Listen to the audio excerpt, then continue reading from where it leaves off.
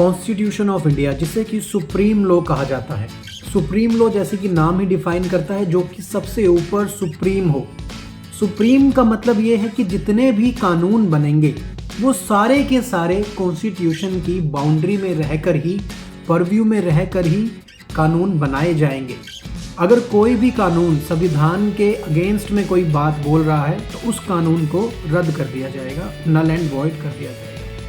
किसी भी देश को समझना है कैसे देश चलता है, एक देश का आईन क्या है, तो कॉन्स्टिट्यूशन से उस देश की इकोनॉमी के बारे में, उस देश की पावर्स के बारे में, अधिकारों के बारे में, ड्यूटीज़ के बारे में किसी के संविधान से समझा जा सकता है।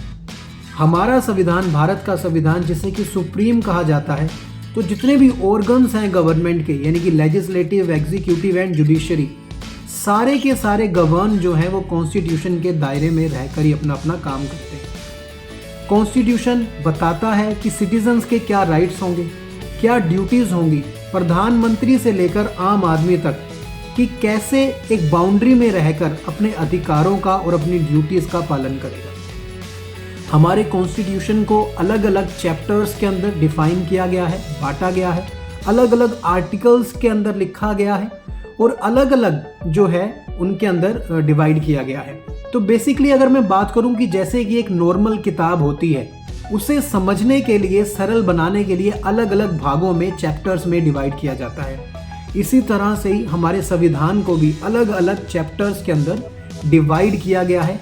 आर्टिकल्स यानी कि पॉइंटर्स दिए गए हैं, अलग अलग आर्टिकल्स दिए गए हैं जो कि संविधान को समझने में अलग अलग जो हैं आर्टिकल्स जो हैं डिफाइन हमारे संविधान के अंदर किए गए हैं। जैसे कि part 3 of the Indian constitution, जो कि बहुत इंपॉर्टेंट पार्ट है कॉन्स्टिट्यूशन ऑफ इंडिया का, जो कि फंडामेंटल राइट्स यानी कि मौलिक अधिकारों की बात करता है। ये जो राइट्स हैं इस कॉन्स्टिट्यूशन के अंदर दिए नहीं गए हैं, ये राइट्स तो पहले से ही किसी पर्सन के पास थे पहले से ही, बट पार्ट 3 जो है वो गारंटी करता है कि स्टेट की ड्यूटी है कि इन अधिकारों को जो है बचा कर रखना, सिटीजन्स के राइट्स को प्रोटेक्ट करके रखना।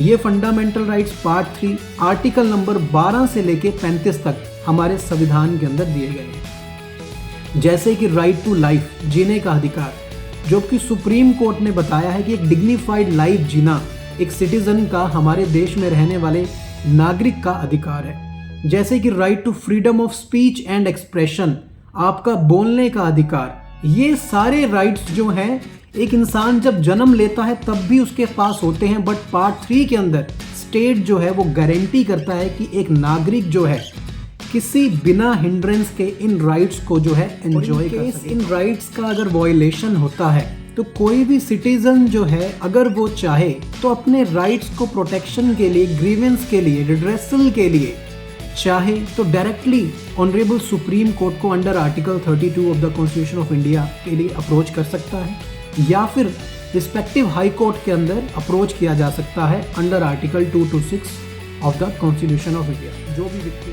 So this is a brief introductory video about the constitution of India. आने वाले समय में मैं कोशिश करूंगा कि डिटेल्ड जो भी इम्पोर्टेंट पार्ट्स हैं, चैप्टर्स हैं कॉन्स्टिट्यूशन की, उसकी हम डिटेल में डिस्कशन करें। So thank you so much for watching this video. This is advocate Anshul Bajaj. मेरी आपसे रिक्वेस्ट है, अगर आपको ये वीडियो पसंद आई तो ज़रूर इस वीडियो को लाइक करें, शेयर करें और कमेंट करके बताएं अगर कोई आपके सजेशंस हैं।